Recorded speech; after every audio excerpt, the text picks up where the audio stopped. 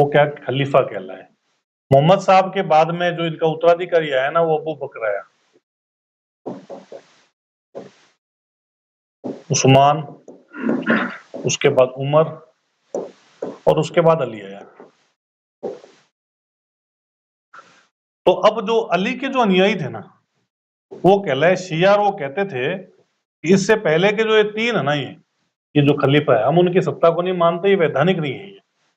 और इनको जो मानने वाले हैं ना वो क्या कहलाए, सुन्नी कहलाए। तो शिया सुन्नी का कंसेप्ट तो एक तो ये है।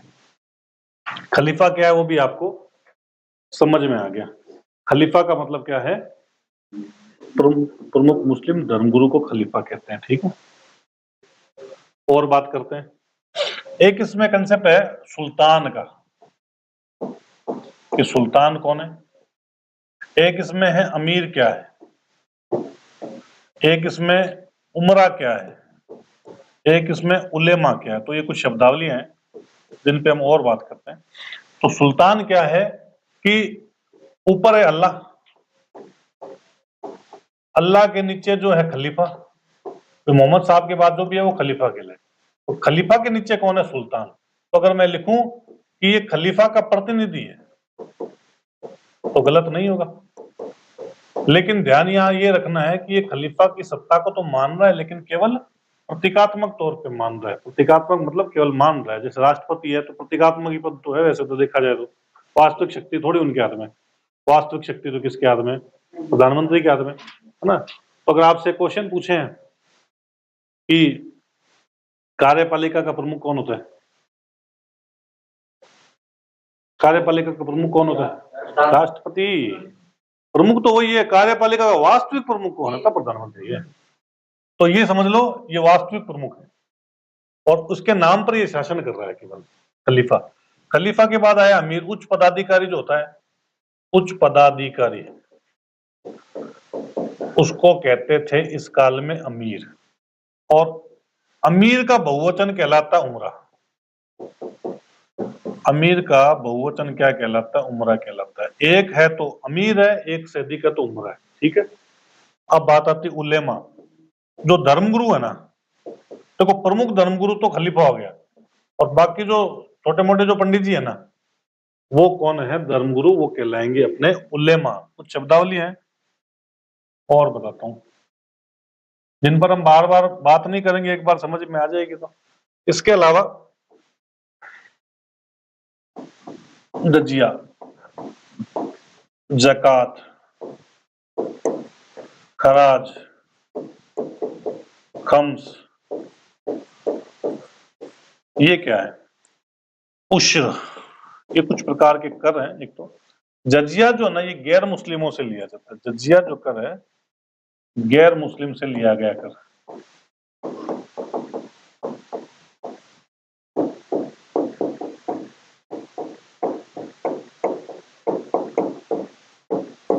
मुस्लिम सत्ता स्थापित होगी कैसे हुई हम बात करेंगे।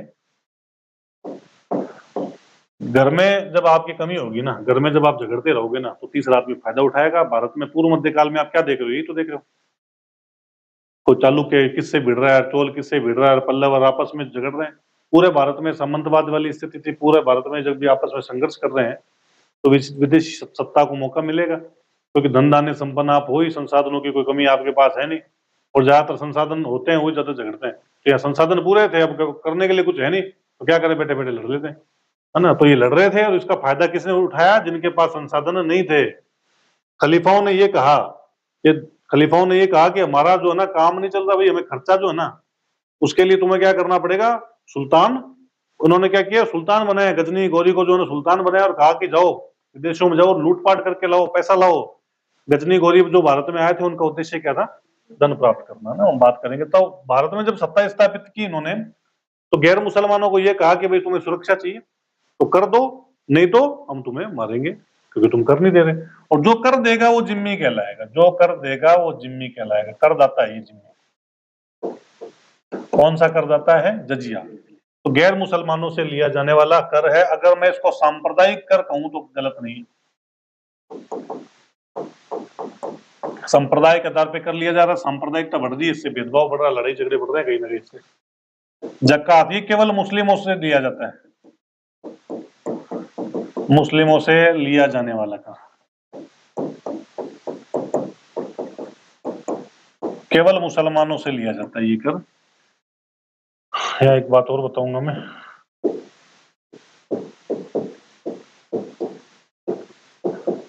भूल ना जाऊं तो लिख के छोड़ देता हूँ। हाँ, तो मुसलमानों से कर लिया जाता है, जो अमीर मुसलमान है उससे कर लिए लेंगे 2 से 2.5% के रूप में। मतलब जो उनकी आय होगी ना, जैसे मान लो 100 रुपए कोई कमा रहा है तो उससे 2 रुपए ले लिए या 2.5 रुपए ले लिए, सालाना ली जा रही है ना। और इस अमाउंट का करेंगे क्या, गरीब मुसलमानों का कल्याण करेंगे, गरीब मुस्लिमों का कल्याण। तो वैसे तो अच्छी बात है, कोई दिक्कत नहीं है, सभी धर्मों में होना चाहिए ऐसा। तो अगर गरीबों का कल्याण हो तो वास्तव में अच्छी बात है। गरीबों का कल्याण, गरीब मुसलमानों का कल्याण करने के लिए जो ना ये टैक्स लिया जाता है हर मुसलमान से, जो जो ठीक आय का करता है, मतलब ठीक ठाक स्थिति में। खराज क्या है, देखो खराज कैसे याद रखो, जो ज्यादातर लोगों के लिए खराब है, गैर मुस्लिम ही तो ज्यादातर है। जब देखो, जब भारत में मुस्लिम सत्ता स्थापित हुई तो ऐसा तो है नहीं कि जहां से आए पूरी जनता को लेके आ गए, कुछ लोग ही तो आए, तो उनकी संख्या कम, भारतीयों की यानी गैर मुसलमानों की संख्या ज्यादा। तो गैर मुस्लिमों से लिया जाने वाला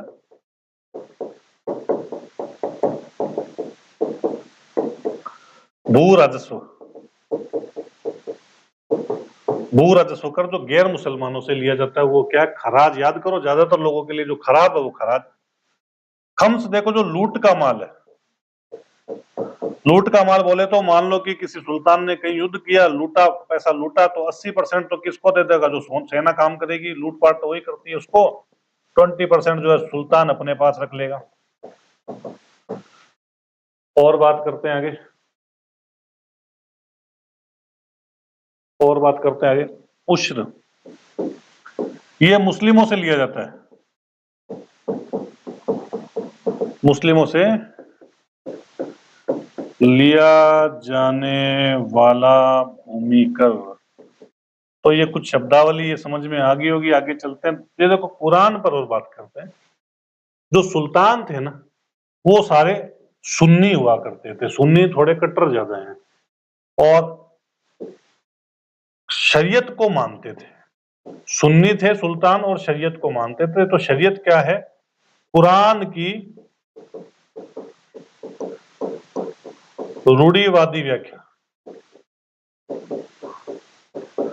जैसे जिहाद एक शब्द है, जिहाद, बाबर ने भी जिहाद का नारा दिया था, आपने जरूर सुना होगा खानवा के युद्ध के समय। तो बेसिकली जिहाद क्या है, वास्तव में अगर इसकी व्याख्या की जाए ना तो जिहाद का मतलब है कि अपने अवगुणों का नाश करो।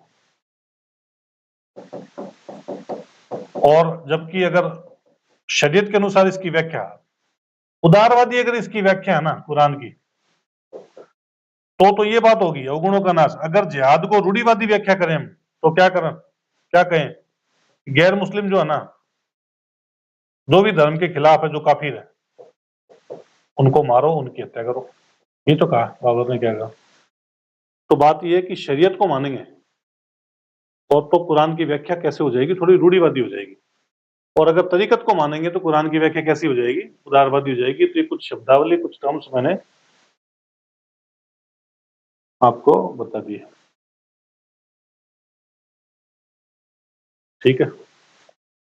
जिसको लिखना मर्जी है, नहीं लिखना मर्जी है।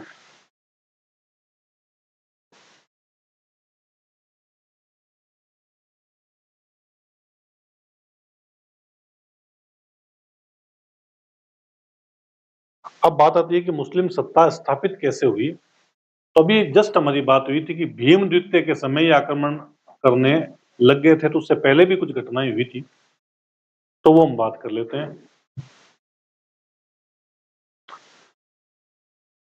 कि ये खलीफाओं के समय जो है, उस्मान के समय इन्होंने एक बार जो है ना भारत में हमला किया था, बॉम्बे में हमला किया था, लेकिन ये सफल नहीं हुए, क्योंकि इनका उद्देश्य क्या था, वो लूटपाट करना। सफल हमला जो हुआ था सबसे पहले, वो किसका हुआ था, मोहम्मद बिन कासिम का हुआ था भारत में।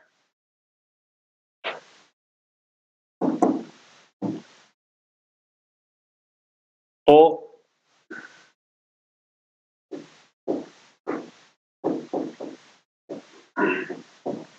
कासिम जो था ना, इसका सेनापति था हल्लाज का, मोहम्मद बिन कासिम।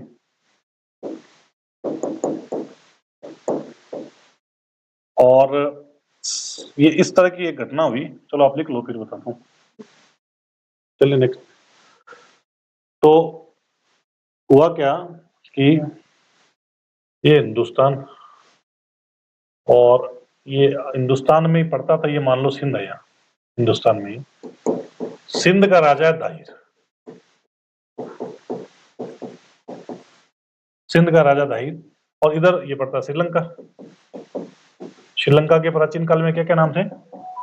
सिलोन, सिलोन और सिंहल द्वीप, सिंहल, और भी कुछ था क्या? हाँ, इलम, इलम भी तो श्रीलंका का नाम था मेन। हाँ, तो ये श्रीलंका। तो अब देखो क्या हुआ कि यहां से जो ना वो व्यापार होता था, अपने अरब देशों में व्यापार होता था, और यहाँ का राजा था कौन? अपने हल्लाज, जिसका सेनापति था अपने कासिम, जो भी बताया मैंने आपको, मोहम्मद बिन कासिम। तो ये कासिम, ये यहाँ से व्यापार हो रहा था। बीच बीच में कभी कभी जो है ना वो लूटपाट कर दी जाती थी। तो लूटपाट तो कौन करते थे? समुद्री डाकू करते थे। लेकिन आरोप लगाया जाता था इस पे दाहिर पे, कि दाहिर वो ऐसे काम मत कर, मांझा मांझा लगातार ये ऐसे जो है लूटपाट होती गई ना, तो लाज नाराज हो गया, और दो अपने दूत को भी भेजा यहाँ पे, जिनकी दाहिर ने बाद में हत्या भी कर दी। इस बात से नाराज हुआ कासिम ने हमला किया किस पे? सिंध पर। सफलतापूर्वक हमला किया, और पहली बार जो कासिम ने सिंध पे है ना, एक तो जजिया लागू किया। जजिया जो मैं आपको बता चुका हूँ, गैर मुसलमानों पर लगने वाला सुरक्षा कर, जो कर देगा वो जिम्मी कहलाएगा। एक बात तो ये। और अरब जब भारत में आए हैं, तो एक तो ऊंट पालन की शुरुआत इनके द्वारा ही की गई। ऊंट पालन, ऊंट पालन, और खजूर की शुरुआत भी। और सिंध में एक नगर बसाया, मंसूरा नामक एक नगर बसाया।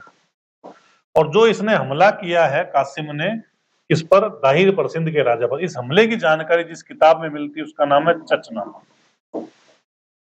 ठीक है, चचनामा, इस पुस्तक में ये जानकारी मिलती है। कब का हमला है? 712 ईस्वी का हमला है। तो पहले ये अरब में थे हल्लाज, फिर धीरे धीरे ये शिफ्ट होते होते ये अफगानिस्तान तक पहुंच गए, और मोहम्मद गोरी, पहले गजनी, और उसका उत्तराधिकारी गौरी, इन्होंने ये भारत में लगातार हमले कर ही रहे थे। सोमनाथ का हमला आपने देख लिया है ना, और गोरी का शरद के युद्ध में हारा, तो ये भी भारत में लगातार हमले कर रहे थे। तो इनका जो उद्देश्य था भारत में हमला करने का, वो ये था कि ये लूटपाट करते थे, और धन एकत्रित करने के लिए, धन प्राप्त करने के लिए भारत में लूटपाट करते थे। सोमनाथ पर क्यों हमला किया गया? पैसा था भाई मंदिरों में। भारत में आपको पता है आज भी कितना पैसा, उस समय भी होगा। वहां के जो मंदिर है ना, उस मंदिर की विशेषता थी, शिव जी का तो मंदिर था ही, उसकी मूर्ति ऐसे हवा में अटकी हुई थी। जैसे भारत तो ज्ञान विज्ञान का केंद्र, मूर्ति जो थी ना ऐसे ऐसे बीच में थी ऐसे। तो इस तरह का कोई वो पत्थर था जो ग्रेविटेशन फोर्स को वो कैलकुलेट किए हुए था, तो ऐसे बीच में अटकी हुई थी मूर्ति। तो वो विज्ञान, और फिर इनको देखा खजाना भी है, फिर इस तरह का विज्ञान, फिर धर्म के खिलाफ है। ये गजनी जो था ना, वो तो कह रहे हैं भूत चिकन हूं। भूत दिखते ही, मतलब मूर्तियां दिखते तोड़ता हूँ, और फिर मूर्ति तोड़ गया, फिर उसके अवशेष बिखार दिए, तोड़ दिए, आधे अवशेष तो अपने साथ ले गया वो। और गजनी के अंदर उसने एक मस्जिद बनाई, उस मस्जिद में सीढ़ियां जो थी ना, सीढ़ियों में शिवलिंग को लगाया अपमानित करने के लिए। और दोनों ही लूटपाट करने, इनका पहला उद्देश्य पूछे तो क्या? धन कमाना। दूसरा उद्देश्य पूछे तो धर्म का प्रचार, इस्लाम का प्रचार। तो अब बात आती है इस गोरी की, कि जो गोरी था ना, इसके थे 3 उत्तराधिकारी, मतलब 3 इसके गुलाम थे। गोरी के 3 दास थे, तीनों गोरी के दास हैं। एक तो है कुतुबुद्दीन ऐबक, ऐबक, यल्दोज और कुबाचा।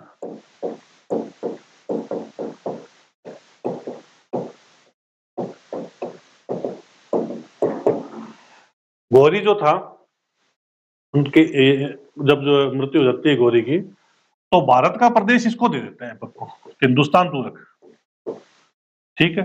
कुबाचा को सिंध मुल्तान दे देते हैं, कुबाचा को सिंध मुल्तान। कंफ्यूजन ना रहे तो देखो, जैसे इसको गजनी दे दिया, गजनी अफगानिस्तान में। पृथ्वीराज चौहान को कहते हैं हत्या यही की गई थी, बाद में वहीं उनको दफन किया गया था, और एक व्यक्ति कुछ समय पहले वो वहां से उनकी वो अस्थियां लेके आया था। हाँ। तो गजनी अफगानिस्तान में पड़ता है, सिंध मुल्तान पाकिस्तान में पड़ता है, हिंदुस्तान शेष हिंदुस्तान किसको मिल गया, ऐबक को मिल गया।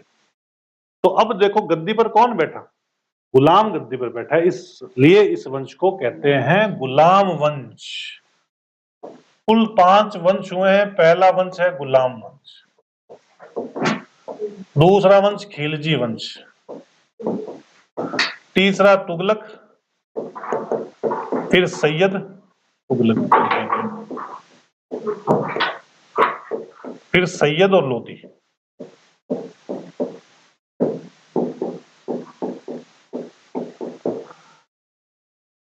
तो ये कुल मिला के 5 वंश हुए हैं। और कितने शासक हुए, कितने सुल्तान हुए, कितने सुल्तान हुए, 34 सुल्तान हुए। कितने सालों तक शासन किया, 320 वर्षों तक शासन, 320 वर्षों तक शासन किया। सर्वाधिक काल किसने शासन किया, सर्वाधिक काल किस सुल्तान का था, सर्वाधिक काल किस वंश का था, मतलब तुगलक हो गया 94 ईयर्स का। और कम काल जो था वो किसका था, कम इनमें से सबसे कम काल किसका था, खिलजियों का। खिलजी का काल 30 ईयर्स तक था। और बात करें तो सुल्तान का दीर्घ काल, मतलब किस सुल्तान का सबसे लंबा काल रहा था, तो वो किसका था,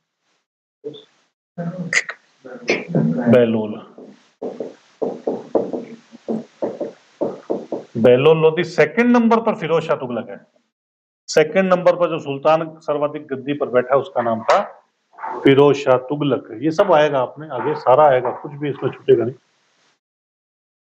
अब बात आती है कि एक एक वंश को अपने को करना है। सबसे पहले हम बात करेंगे गुलाम वंश में, बड़े आगे।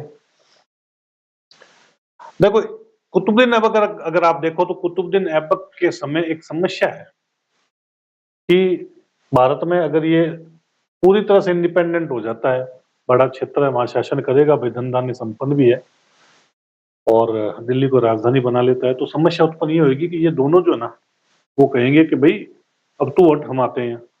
यानी ये भी जो है ना वहां भारत में प्रवेश करना चाहेंगे दोनों, इसलिए इसने ना तो दिल्ली को राजधानी बनाई और ना ही सुल्तान की उपाधि धारण की। इसका कारण ये था, इसके दो बड़े विरोधी थे। अगर मैं कहूं कि ये दो अमीर थे तो भी गलत नहीं है, क्योंकि उच्च पदाधिकारी तो थे ही, तभी तो वही इनको जो है बड़ा क्षेत्र प्रदान किया गया है। और खाली देखो कोई नॉर्मल गुलाम नहीं है भाई, ये सलमान खान का जो अंगरक्षक शेरा है उस टाइप में है, देखो जो 1 करोड़ रुपए महीने के लेता है ना, तो उस टाइप के हैं ये, साधारण गुलाम नहीं है। तो अब बात करते हैं गुलाम वंश पे। शायद गुलाम वंश का तो लिखा हो, तो गुलाम वंश के राजाओं के नाम एक बार देख लेता हूं मैं। तो गुलाम वंश में हम इनको पढ़ेंगे। सबसे पहले कुतुबुद्दीन ऐबक को, फिर आराम शाह को, फिर इल्तुतमिश को, फिर रुकनुद्दीन फिरोज शाह, फिर रजिया, फिर बहराम, फिर मसूद, फिर नासरुद्दीन बलबन, केकुबाद की उम्र से, सब आएंगे आगे। ठीक है, नए हैं तो टेंशन मत लो, ये आएंगे, आराम से समझ में आ जाएगा आपके। तो अपने अभी शुरू करते हैं। सबसे पहले तो कौन, कुतुबुद्दीन ऐबक पे आते हैं। और वैसे तो मध्यकाल काफी आसान पड़ता है, कम से कम प्राचीन काल से तो आपको इजी लगेगा।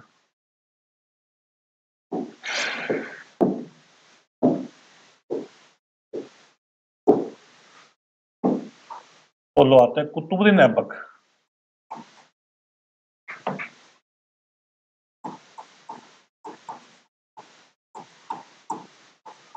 इसको तो मैं आपको देखो याद करवा रहा हूं, वो आप देख लो कैसे याद करवा रहा हूं, लिखा हुआ तो सब वो पढ़ लेंगे।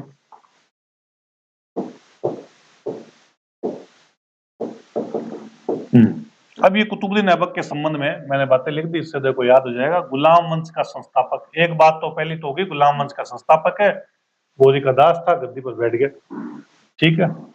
फिर आप बताओ कि दो इसके दरबारी थे, एक तो फकर मुदब्बिर है और एक हसन निजामी है, याद रह जाएगा।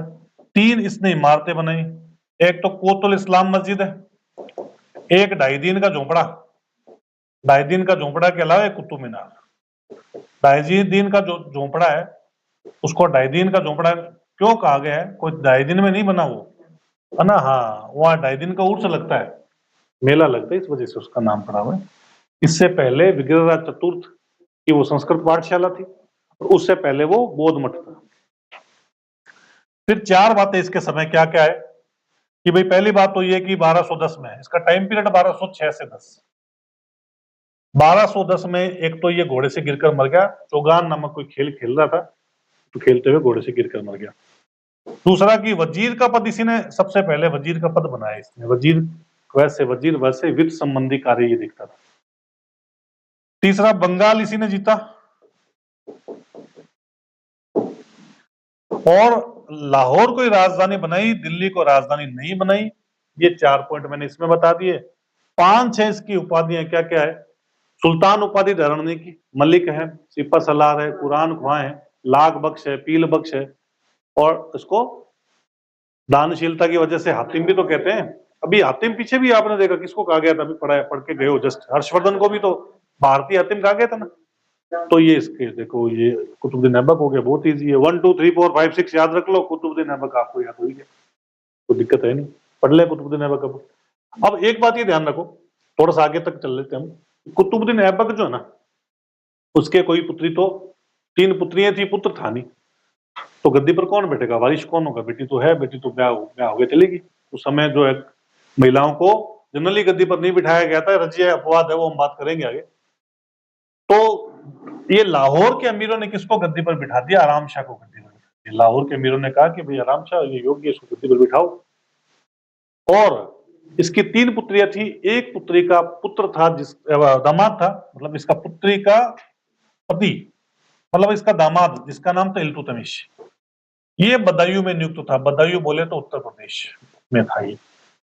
तो किसी ने कहा कि भाई योग्य तो हिसाब से तो उत्तराधिकारी तो ही होना चाहिए, भाई कोई अननोन आदमी को गद्दी पर बिठा रहे हो, तो पुत्र नहीं है तो दामाद तो गद्दी का वारिस होगा ही होगा। तो दिल्ली के अमीरों ने कहा कि भाई गद्दी पर हम किसको बिठाएंगे?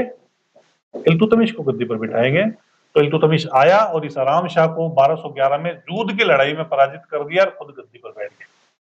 तो ऐबक और आराम शाह मैंने आपको बता दिया, एक साथ ही हम पढ़ लेंगे, याद हो जाएगा। 1 2 3 4 5 6 याद करो।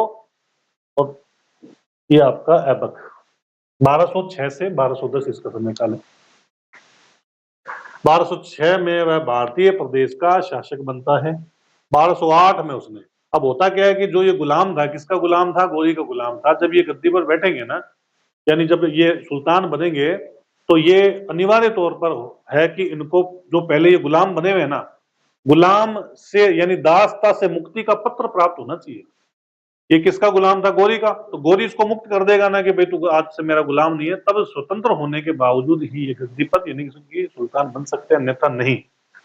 तब गोरी की तो होगी मृत्यु। तो गोरी का जो पुत्र था ना, गोरी का उत्तराधिकारी, जिसका नाम क्या था? महमूद। महमूद ने इसको दासता से मुक्त कर दिया। ये घटना 1208 की है, मतलब गद्दी पर बैठने के 2 साल बाद मुक्त हुआ। काजी फखरुद्दीन अजीज कूफी ने ऐबक को दास के रूप में खरीदा था और बाद में गोरी ने इसे दास के रूप में खरीद लिया।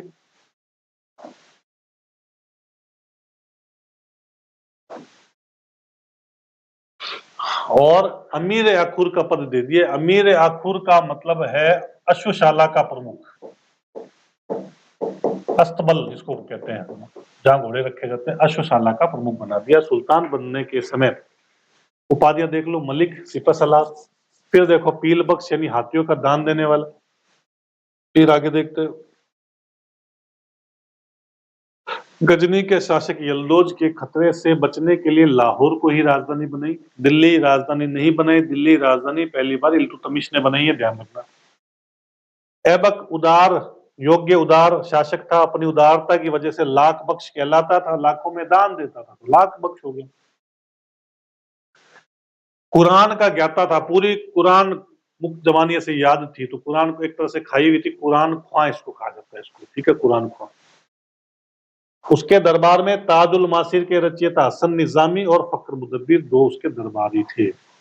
ऐबक की वास्तुकला में रुचि थी, तो 3 इमारतें बनाई, मैंने आपको बताया, एक तो कुतुल इस्लाम मस्जिद बनाई, एक ढाई दिन का झोपड़ा बनाया और एक कुतुब मीनार बनाई। अजमेर में ऐबक ने ढाई दिन का झोपड़ा बनवाया, नामक मस्जिद का निर्माण करवाया, और 1199 में ऐबक ने दिल्ली में प्रसिद्ध सूफी संत बख्तियार काकी के लिए की स्मृति में कुतुब मीनार का निर्माण कराया, कुतुब मीनार। और पहले यहाँ नमाज अदा की जाती थी और जो है अब अजान बोली जाती थी, वर्तमान में लगभग 30-35 साल से बंद पड़ी है। पहले तो अंदर जो पर्यटक घूमने जाने देते थे, कुछ साल पहले घटना हुई, कुछ बच्चे चले गए थे, सीढ़ी से गिर गए, मर गए, उस वजह से बंद है फिलहाल। तो ये 7 मंजिला है, ये 7 मंजिला है, 5 मंजिला है वर्तमान में, उस समय 7 मंजिला थी, 7 मंजिला थी, तो बिजली गिरी तो वापिस इमारतें बना दी, कुल मिला के वर्तमान में है ना वो, हाँ 5 है वर्तमान में। शुरुआत इसने की, इल्तुतमिश ने इसको पूर्ण करवाया, ध्यान रखना। पर्सी ब्राउन का मानना है कि कुतुब मीनार का निर्माण विश्व के समक्ष इस्लाम की शक्ति के उद्घोष के लिए किया गया। ऐबक ने सर्वप्रथम बंगाल को जीतने वाला यही है, वजीर का पद सर्जित करने वाला भी यही है। ऐबक की मृत्यु के पश्चात दिल्ली के एक अमीर अली इस्माइल ने इल्तुतमिश को दिल्ली आने का निमंत्रण दिया था। मिनाज ने ऐबक को हातिम कहा, हातिम द्वितीय। ऐबक ने अपनी पुत्री से इल्तुतमिश से विवाह कर दिया था, पुत्री का, और इल्तुतमिश को सरे जानदार, अमीर शिकार, इस तरह की उपाधि दी। अमीर शिकार मतलब जो शिकार करने वाला जो विभाग होता है उसका प्रमुख। सरे जानदार क्या होता है? अंगरक्षक सेना का प्रमुख। वजीर का पद भी इसी ने गठित किया, बंगाल भी इसी ने जीता। ऐबक ने यल्दोज की पुत्री से विवाह कर लिया, यल्दोज की तो बेटी से विवाह कर लिया क्योंकि उनको संतुष्ट करना जरूरी है। अपनी बहन का विवाह कुबाचा से कर दिया। और ये तीनों ही कौन, यल्दोज, कुबाचा और ऐबक किसके दास थे? ये गोरी के दास थे। ध्यान रखें, हबीबुल्लाह कहता है ऐबक में तुर्कों की निर्भीकता, पारसियों की परिष्कृत अभिरुचि।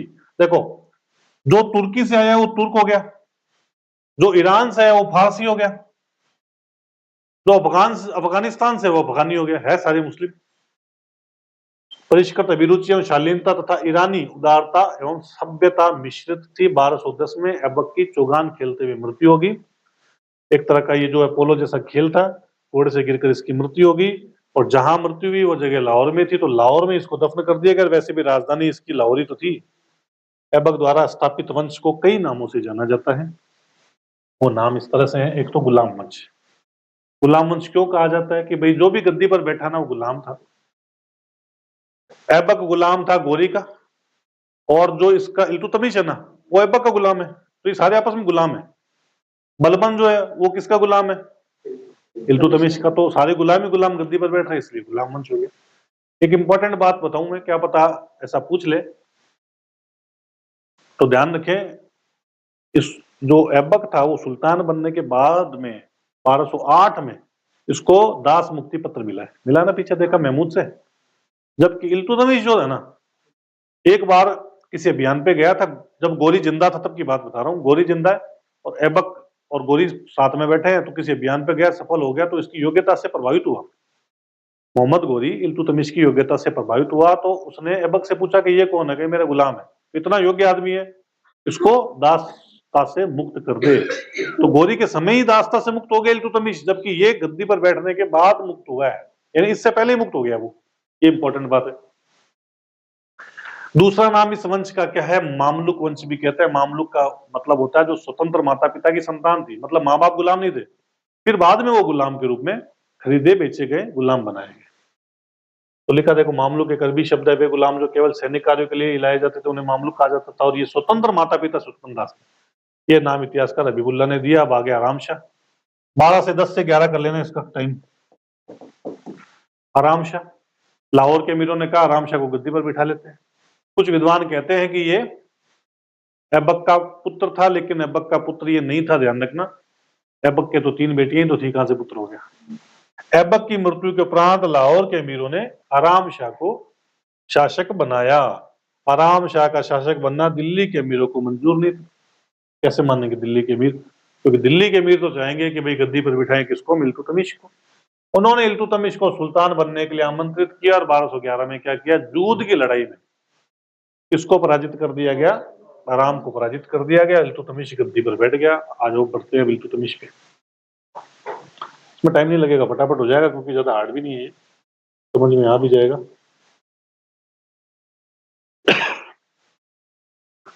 आगे बात करते हैं इल्तुतमिश पे।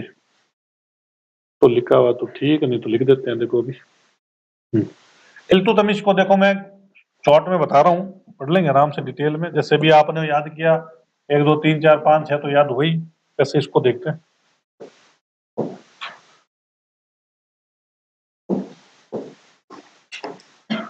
इल्तुतमिश शॉर्ट में लिख रहा हूं मैं, IL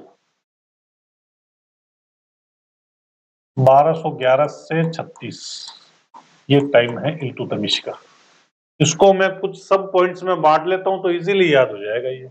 और सब पॉइंट्स देखो ये है कि सबसे पहले तो इसके समय राजनीतिक कार्य क्या हुआ,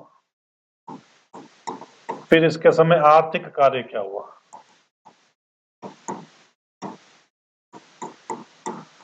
फिर इसके समय सामाजिक धार्मिक कार्य क्या हुआ,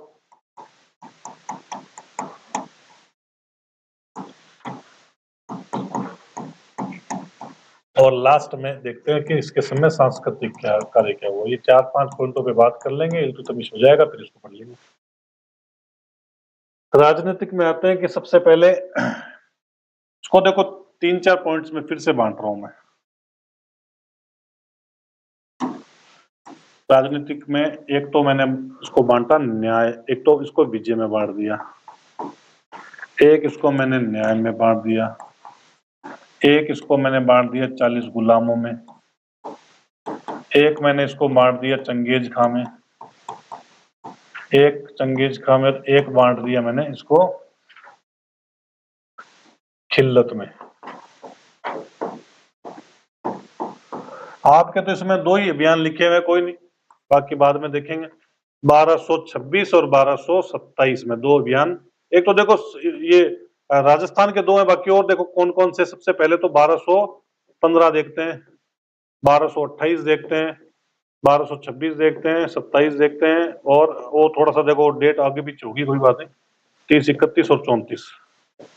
हाँ, सबसे पहले तो देखो, एक तो जब इल्तुतमिश गद्दी पर बैठेगा तो 2 अन्य जो गोरी के दास थे, एक का नाम था कुब्बाचा, एक का नाम था यल्दोज, वो भी तो दावेदारी करेंगे कि हमें भारत मिल जाए, तो उनको हराना जरूरी है। तो 1215 में तो तराइन की तीसरी लड़ाई होती है, और किसके? गजनी के राजा यल्दोज को पराजित कर दिया यहाँ इसने। 1228 में सिंध मुल्तान के राजा कुबाचा को पराजित किया और सिंधु नदी में डुबा के उसको मार दिया गया। ध्यान रखना, पूछ ले कुबाचा को की हत्या कैसे हुई? सिंधु नदी में डुबा के मारा उसको। 1226 में रणथंबोर, और फिर हो गया नागौर। 27 में नागौर जीत लिया। 30 में इसने क्या जीता? बंगाल। फिर 31 में 30-31 में ग्वालियर, और फिर जो है मालवा जीत लिया। तो ये इसके कुछ अभियान है, ये ध्यान रखना, देख लो आराम से। ठीक है, कहाँ कहाँ क्या क्या जीता इसने, लगभग चीजें तो इसी में क्लियर हो जाएगी। कुछ कथन जो है वो बढ़ती रहेंगे। न्याय में जो है ना, इसने क्या किया? काजी और अमीर दाद की नियुक्ति की। काजी और अमीर दाद, और सर्वोच्च काजी जो है वो बनाया मिनाज को। मिनाज को सर्वोच्च काजी, मतलब सुप्रीम कोर्ट का जो चीफ जस्टिस बना दिया। इन काजियों के खिलाफ अपील करोगे तो कहां करोगे? मुख्य काजी को, जो है मिनाज। न्याय के लिए जंजीर जो है ना वो बंधवाई, मतलब फरियादी को अगर न्याय चाहिए तो आओ, जंजीर में घंटियां लगी, घंटियां बजाओ, सुल्तान आपकी फरियाद सुनेगा। 40 गुलामों का दल बनाया इसने, जिसको तुर्कान चहलगानी कहते हैं। तुर्कान चहलगानी, 40 गुलामों का दल जिसको कहते हैं तुर्कान चहलगानी, चालीसा भी इसको कहते हैं।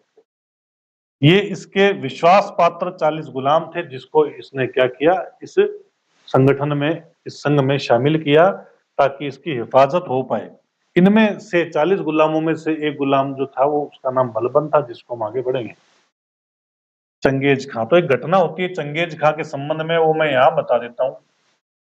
चंगेज खां तो देखो ये अपने हो गया चाइना और इससे ऊपर है मंगोलिया, रूस से नीचे चाइना के ऊपर रूस के नीचे मंगोलिया एक जगह है। चंगेज खान ने क्या किया, मंगोलों को संगठित किया और हमला कर दिया मध्य एशिया पर। ये मध्य एशिया है, मध्य एशिया का की एक जगह ख्वारिज्म, ख्वारिज्म का जो राजा उसका नाम है मंगबर्नी। तो मंगबर्नी पर हमला किया, मंगबर्नी पर हमला किया, मंगबर्नी भाग के आ गया हिंदुस्तान में और इल्तुतमिश से सहायता की अपील की कि भाई मुझे बचा ले। इल्तुतमिश, उसने कहा नहीं, तू ठंडी जगह से आया, यहाँ गर्मी है, गर्मी में तो बीमार हो जाएगा, तू चला जा भाई, तेरी मदद नहीं करूंगा। वो वापिस चला गया बेचारा मंगबर्नी। मंगबर्नी का पीछा करते करते चंगेज खान भी चला गया। इस तरह से इसने नवगठित साम्राज्य को विघटन से बचा लिया। अत्ता मलिक की तारीख जहां में ये जानकारी मिलती है इस हमले की। हमला तो क्या हुआ, ये हमला नहीं मानेंगे इसको, तो चंगेज का भारत में आया चला गया था। हमला तो वो उस पर किया है, भारत पे थोड़ी किया चंगेज खान ने। तो ये चंगेज खां वाली बात, ये 1221 की घटना है, ये ध्यान रखना बस। ऐसा तो पूछ सकते हैं चंगेज खां भारत में कब आया, 1221 में वो भारत में आया था। खिल्लत, तो ये 1229 की घटना है। 18 फरवरी 1229 में क्या किया, किसने खिल्लत प्राप्त की थी। खिल्लत का मतलब क्या होता है, जो खलीफा है ना, खलीफा, जैसे उसका नाम है बिल्ला, उस बिल्ला को कहा कि मैं हिंदुस्तान में शासन करना चाहता हूं, तो आप मुझे परमिशन दो। उसने वहां से भेजा प्रमाण पत्र, चोगा, ध्यान रखना चोगा भेजते थे वो, तो यानी परमिशन है आपको, आप हिंदुस्तान में शासन कर सकते हो। ये घटना है 1229 को खलीफा से इसने खिल्लत प्राप्त की थी। ये तो राजनीतिक के बारे में, राजनीतिक स्थिति के बारे में मैंने जानकारी दी, इसके समय क्या क्या घटनाएं घटित हुई थी। अब आते हैं आर्थिक क्षेत्र में।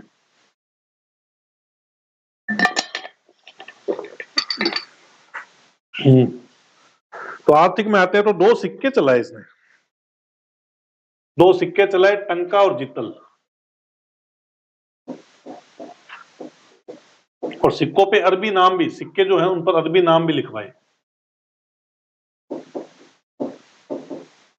और देखो तय से तय, जितल तो कितने का है, मतलब तय से तांबे का है, तो टंका चांदी का है। और ये जितल का कितना, 175 ग्रेन का, ये भी पूछते 175 ग्रेन का। अब आ जाओ सामाजिक धार्मिक क्षेत्र में हुआ क्या था बचपन में, इल्तुतमिश के संबंध में बता रहा हूं मैं। जब ये छोटा था तब ये कहीं से अंगूर खरीद के लाया था, और फिर क्या हुआ कि इसके अंगूर खो गए। तो किसी मुस्लिम साधु ने उसको देखा, फकीर ने उसको देखा कि वे बच्चा रो रहा है, तो उसके पास पैसे थे, उसने दे दिए उसको कि ले तू अंगूर खा लेना, लेकिन ध्यान रखना जीवन भर तेरे को क्या करना है, साधु सन्यासियों का की सेवा करना, सम्मान करना है। ऐसा इसने किया। तो एक तो इसके समय 1235 में धर्म स्वामीन आए थे तिब्बत से, इनका जो इसने क्या किया था, स्वागत किया था, तिब्बत से आए थे। और बाकी भी साधु सन्यासियों का ये सम्मान ही करता था। हाँ टंका भी कुछ, हाँ ये 175 का ये है भाई, ध्यान रखना, निकल लिए, इसका कोई ग्रेन का है नहीं लिखा हुआ। सामाजिक धार्मिक के बाद में और देखो इसके समय क्या हुआ कि सांस्कृतिक क्षेत्र में एक तो इसने दो मदरसे बनाए, मदरसे यानी कॉलेज के समान है समझ लो। तो एक तो जो मोहम्मद गोरी था ना, मोहम्मद गोरी, उसका नाम मुइजुद्दीन गोरी था, तो उस मुइजुद्दीन गोरी उसका नाम था, मोहम्मद गोरी का दूसरा नाम। तो म्यूजिया नाम से एक तो मदरसा बनाया, म्यूजिया, ये गोरी के नाम पे, और एक नासिरिया, इसका बेटा था नासिरुद्दीन महमूद उसके नाम पे। नासिरुद्दीन महमूद इसका प्रिय बेटा था, उसे बहुत प्रेम करता था, लेकिन अल्प वयस्कता में, कम उम्र में उसका देहांत हो गया था। उसी को गद्दी पर बिठाना चाह रहा था, वही इसका वारिस था, वही उत्तराधिकारी था। इसका एक अन्य बेटा जो था रुकनुद्दीन फिरोज शाह, उसे ये गद्दी पर नहीं बिठाना चाहता था, इस रुकनुद्दीन को गद्दी पर नहीं बिठाना चाहता था, क्योंकि ये विलासी था, पिता का सम्मान भी नहीं करता था। और उत्तर पश्चिम में गया था, ये 1235 की बात है, जब उत्तर पश्चिम में गया तो वहां से बीमार होकर आ गया, 36 में इसका देहांत हो गया। तब भी इसने सेवा नहीं की थी, इसकी बेटी ने सेवा की थी। तो ग्वालियर अभियान जो इसने किया ना यहाँ 1231 में, इसी समय इसने घोषणा कर दी थी कि मेरे बाद मेरी बेटी गद्दी पर बैठेगी, मेरा बेटा ये जो है रुकुनुद्दीन गद्दी पर नहीं बैठेगा। तो इसने ये बात पहले ही कर दी थी, क्लियर कर दी थी। एक बात ये होगी। और इसी नासरुद्दीन महमूद के नाम पे ही है ना नासिरिया मदरसा तो बनाया ही बनाया है, और एक वो हाँ मकबरा बनाया है। क्या नाम से? नासरुद्दीन महमूद का मकबरा कह दो। नासरुद्दीन महमूद का ही मकबरा। अब हाँ 2 किताबें मंगवाई इसने, अरब से किताबें मंगवाई अपने पुत्रों की पढ़ाई के लिए। हाँ आदाबु सलातीन, नासिर सलातीन, इस तरह से 2 किताबें। 2 दरबारी भी थे इसके, 2 दरबारी भी थे। एक तो देखो मिनाज की बात होगी जिसको मुख्य काजी बनाया, एक ताजुद्दीन था। तो ये मोटे तौर पे मैंने आपको इल्तुतमिश करवा दिया है। इन पॉइंट्स को अगर आप देख लोगे तो आपके समझ में आ जाएगा। सुल्तान की उपाधि धारण करने वाला ये इस सुल्तानगढ़ी का मकबरा है। ये नासरुद्दीन का जो मकबरा ना, इसको सुल्तानगढ़ी का मकबरा भी कहते हैं। एक इसने सुल्तान की पदवी धारण की, इससे पहले किसी ने धारण नहीं की। एक दिल्ली को राजधानी बनाने वाला यही व्यक्ति था। ये 2 पॉइंट इसमें और हो गए। ये हो गया आपके इल्तुतमिश, इसको पढ़ लेते हैं। अब इसको पढ़ लेते हैं।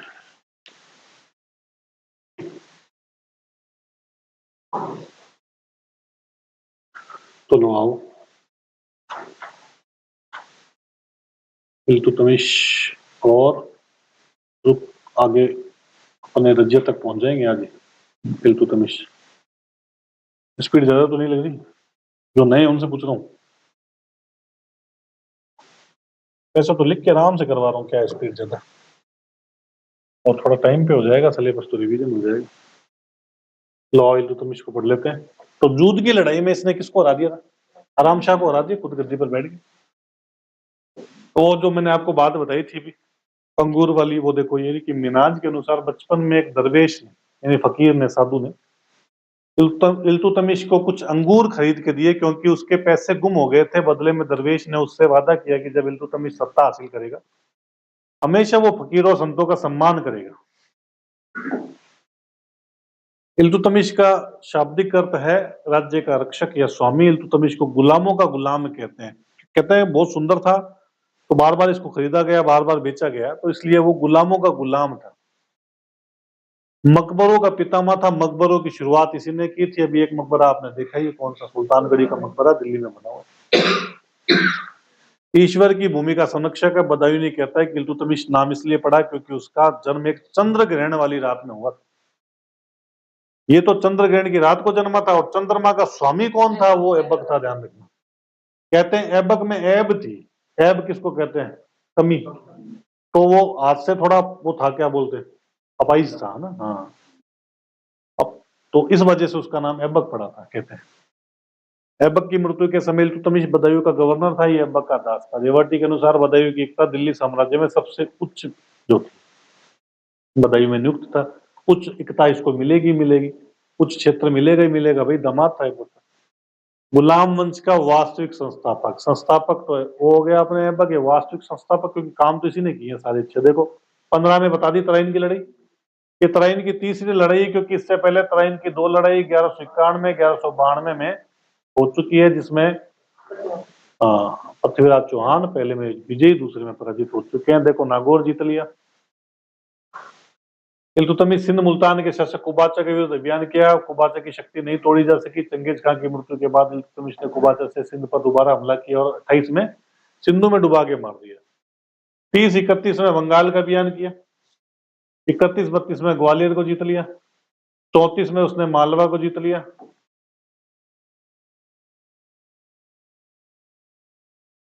फिर इसके बाद में इल्तुतमिश ने 1235 में इसके समय धर्म स्वामी नए थे। अवध में पृथु का विद्रोह हुआ था। 40 गुलामों का दल बनाया, जिसको क्या कहते हैं? चालीसा या तुर्कानी चहलगानी कहते हैं। और गुलामों के दल चहलगानी बर्नी ने कहा, चहलगानी का उल्लेख इसामी ने किया। कुल मिला के 2 लोग बर्नी इसामी जानकारी देते हैं 40 गुलामों के दल का। मिन्हाज बताता है कि इल्तुतमिश की मृत्यु के पश्चात दास आपस में प्रतिस्पर्धा करने लगे और एक दूसरे से कहते थे कि मैं और अन्य कोई नहीं। मतलब जब इसकी मृत्यु होगी तो 40 गुलाम जो थे वो शक्तिशाली हो गए थे। वो कहता है मैं शक्तिशाली, वो कहते मैं शक्तिशाली। इस तरह से इसके बाद में, इसकी मृत्यु के बाद में घटना हुई कि मैं और अन्य कोई नहीं। आप क्या हैं जो मैं नहीं हूं, और आप क्या नहीं थे जो मैं नहीं था। बरनी के अनुसार प्रत्येक दास अधिकारी ने घोषणा की कि मैं और दूसरा कोई नहीं। कुल मिला के थोड़ा सा पैसा, थोड़ी सी संपदा आ जाती है आदमी के पास, क्या करता है, किसी को कुछ समझता नहीं है। वो ऐसी स्थिति इनकी होगी, तो ऊपर जो था वो तो चला गया, वो कह मैं ताकतवर, वो कह मैं ताकतवर, क्योंकि भाई शाही गुलाम थे, कुछ छोटे मोटे गुलाम तो है।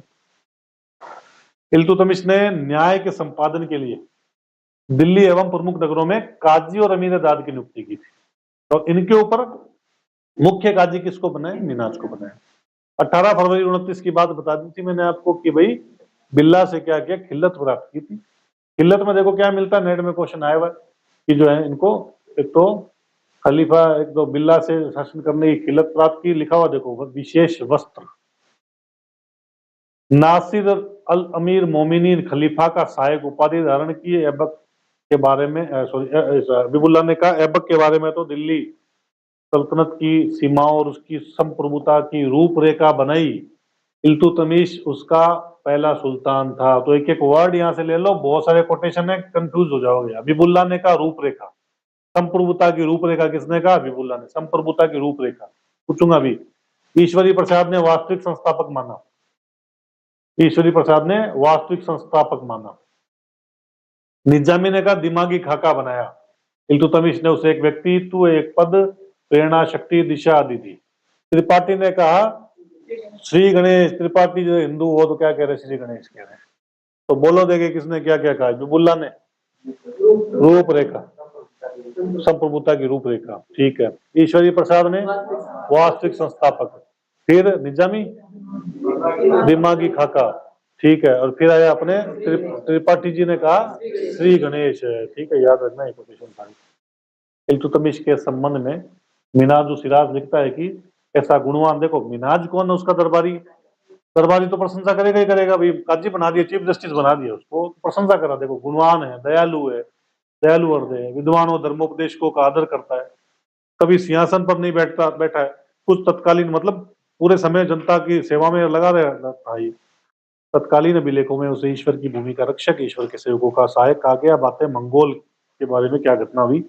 मध्य एशिया से आए थे, स्टेपीज में रहने वाले जनजातीय लोग थे मंगोल। 1206 में इस प्रदेश में मंगोल जनजाति के एक सभा हुई। इस सभा में चंगेज खां को नेता चुन लिया गया, मुखिया चुन लिया गया। और 1221 में इसने क्या किया? ख्वारिज्म पर हमला किया। ख्वारिज्म का राजा कौन था इस समय? मंगबरनी। मंगबरनी का पर इसने हमला किया तो मंगबरनी भाग के कहा गया? इल्तुतमिश के शरण में आ गया। इल्तुतमिश ने कहा कि भाई मैं तेरी हेल्प नहीं करूंगा, गर्मी पड़ रही, चले जा तू, भाई ठंड से आया है। ये भी क्वेश्चन पूछा गया है कि मंगबरनी को कैसे उसने भगाया यहाँ से, या चंगेज खां के हमले से कैसे बचा वो। उसको कहा कि भाई गर्म आबो हवा है, आपके छक नहीं बैठेगी, आप चले जाओ यहाँ से। अंत में चंगेज खां सिंधु नदी से आगे नहीं बढ़ पाए, इस तरह मंगोल आक्रमण का खतरा टल गया। अत्ता मलिक की तारीख जहांगुशा में ये जो खतरा है उसकी जानकारी मिली है।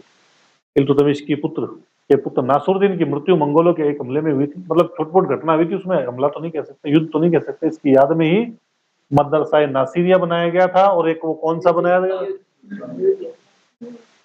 अरे म्यूजियम क्यों बनाया? नासिरिया बना दिया जब सुल्तानगढ़ी।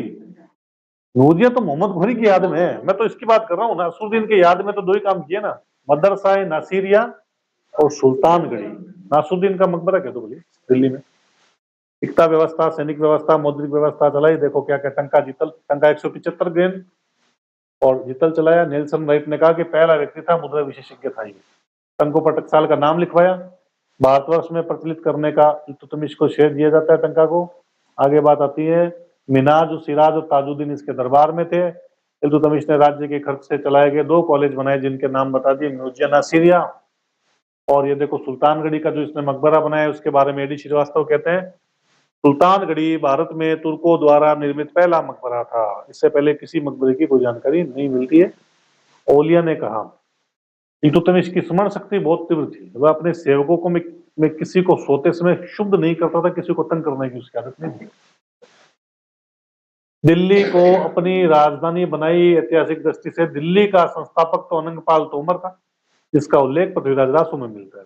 और अनंगपाल तोमर से दिल्ली किसने छीनी थी? विग्रहराज चतुर्थ ने छीनी थी, ध्यान रखना, विग्रहराज चतुर्थ बिसलदेव। इल्तुतमिश द्वारा रजिया को अपना उत्तराधिकारी बनाया गया। तो ये ईरानी परंपरा जो है उसके अनुकूल बात थी, यानी ईरान में ऐसा होता था कि बेटी को गद्दी पर बिठाते थे, यहाँ भी ऐसा हुआ।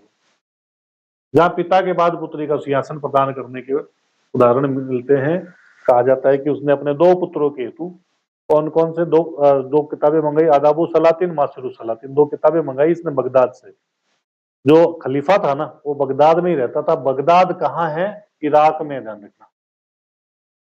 आर्नोल्ड ने इल्तुतमिश को दिल्ली का सिंहासन का अपहरणता कहा है, यानी दिल्ली का सिंहासन चुरा लिया इसने कहीं ना कहीं। इल्तुतमिश के समय नूरुद्दीन मोहम्मद औफी ने नवामी उल हिकायत की रचना की। इसमें चुंबकीय कपास का उल्लेख है, चुंबकीय कपास का उल्लेख है। तो कितने आपने सुल्तान देख लिए? सुल्तान, हाँ सुल्तान देखे। वो सुल्तान नहीं थे, वो शासक मान सकते हो, सुल्तान की पदवी धारण ही नहीं की। ठीक है, 3 शासक देखे आपने, ऐबक देखे। मैं पूछता हूँ आप जवाब देते रहना। ऐबक का समय काल कब से कब? 6 से 10। कब दास मुक्ति पत्र मिला? किससे मिला? अरे महमूद से, महमूद से मिला। हाँ, बिल्ला तो 20 में है। ठीक है, फिर आप ये बताओ कि कौन सा पद उसके समय सृजित किया गया ऐबक के समय? वजीर का। कौन सा क्षेत्र उसने विशेष तौर पे जीता था? बंगाल।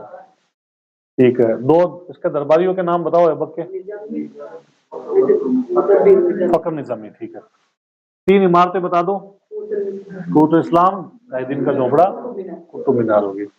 अच्छा, और यल्दौज कुपाचा के बारे में कुछ बता दो। गजनी, सिंध, मुल्तान और गोरी के दास्त। ठीक है, राजधानी बता दो इसकी ऐबक की। ठीक है, उपाधि बता दो 5 से कौन कौन सी? हातिम द्वितीय, मलिक सिपहसालार, कुरान खां, हातिम द्वितीय और मलिक पील बक्सर, वो लाख बक्सर है ना। हाँ ठीक है, चंद्रमा का स्वामी हो गया। अब आ जाते हैं अपने आराम शाह। कौन था आराम शाह? कौन था?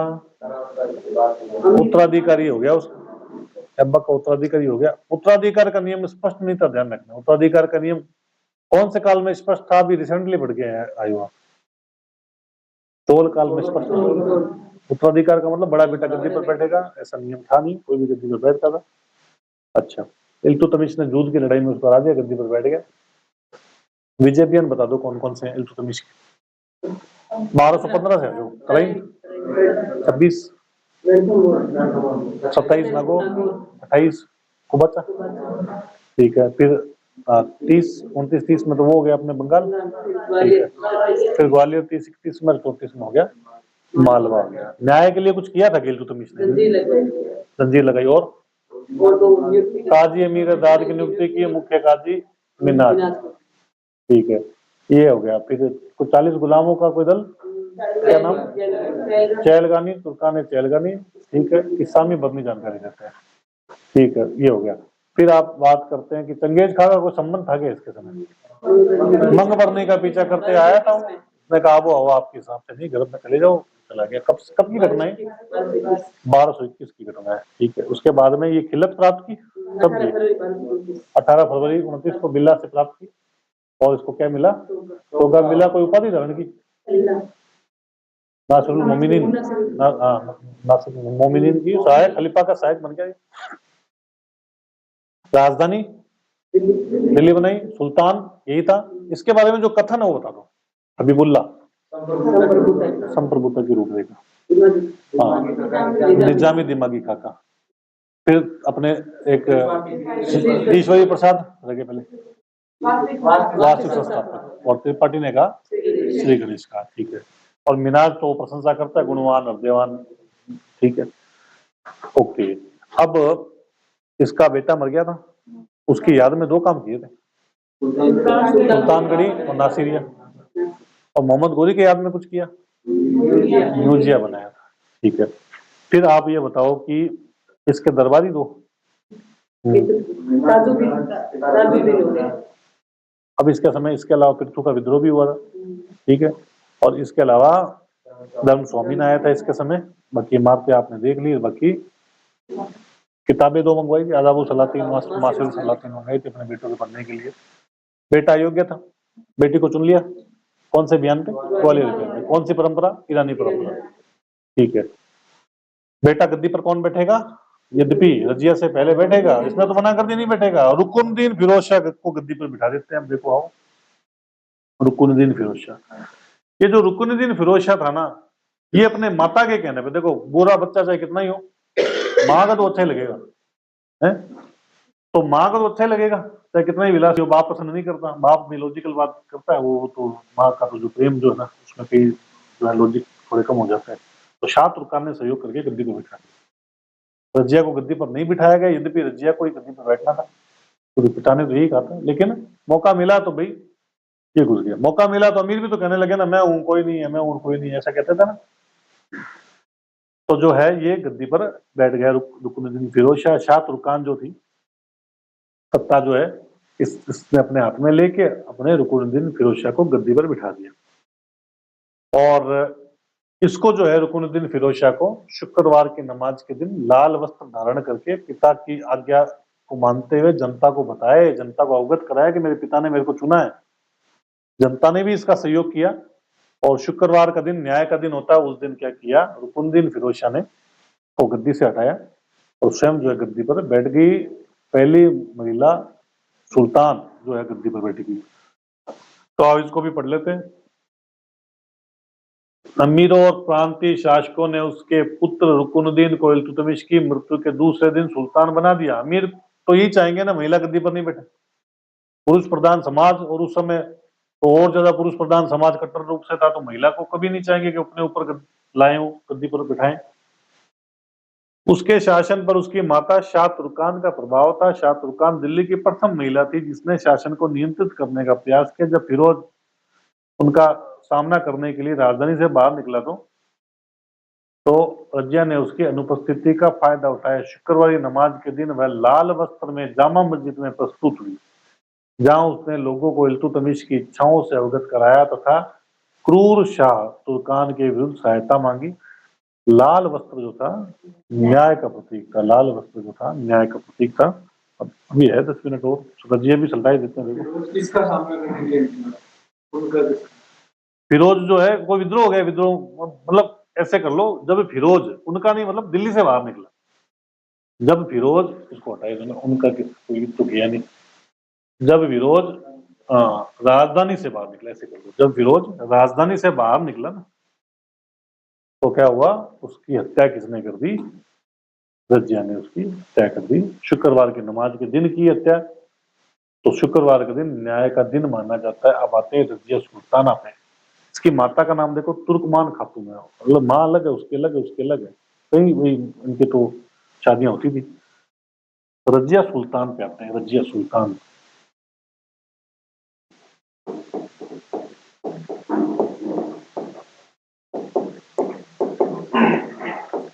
बारह सौ 36 से 1240।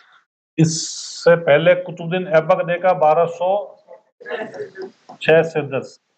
आराम शाह देखा 1210 से 11। फिर इल्तुतमिश आपने देखा 1211 से 36। याद रखना इनका टाइम पीरियड भी। रजिया सुल्तान आ गई 36 से 40। इसके समय 2-3 घटनाएं जो इंपॉर्टेंट है उस पर डिस्कस करते हैं, इसको खत्म करते हैं। देखो एक तो ये पहली महिला गद्दी पर बैठी, इंपॉर्टेंट बात, ठीक है। और न्याय के दिन बैठी, न्याय का दिन बोले तो शुक्रवार का दिन, ये तो इंपॉर्टेंट बात होगी।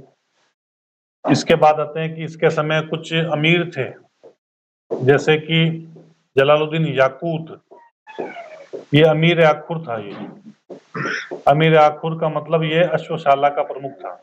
अब ये अमीर आखुर पीछे किसको बनाया था? ऐबक को बनाया था गोरी ने। और अश्वशाला अस्तबल का प्रमुख था याकूत। और जो ये याकूत था ना, कहते हैं इससे इसके घनिष्ठ संबंध थे, प्रेम प्रसंग थे, ऐसा माना गया, कुछ विद्वान मानते हैं। और इसने घुड़सवारी जो है ना, इसी ने सिखाई थी। याकूत ने ही घुड़सवारी किसको सिखाई? रजिया को सिखाई थी। फिल्म भी आई है रजिया सुल्तान, बहुत आई, क्या बहुत पुरानी फिल्म है ये, 90s की हुई। धर्मेंद्र को दिखाया गया, उसमें याकूत दिखाया गया। एक अल्तुनिया है,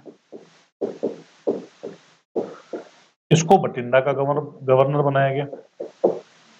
ठीक है, बठिंडा का गवर्नर बनाया गया। एक अयाज है, अयाज को कहाँ का बनाया? लाहौर का बनाया गया। इसको बठिंडा बरन दोनों दे दिए गए, बरन यानी बुलंदशहर दे दिए गए। अब क्या हुआ कि षड्यंत्र हुआ दिल्ली में, दिल्ली में हुआ षड्यंत्र।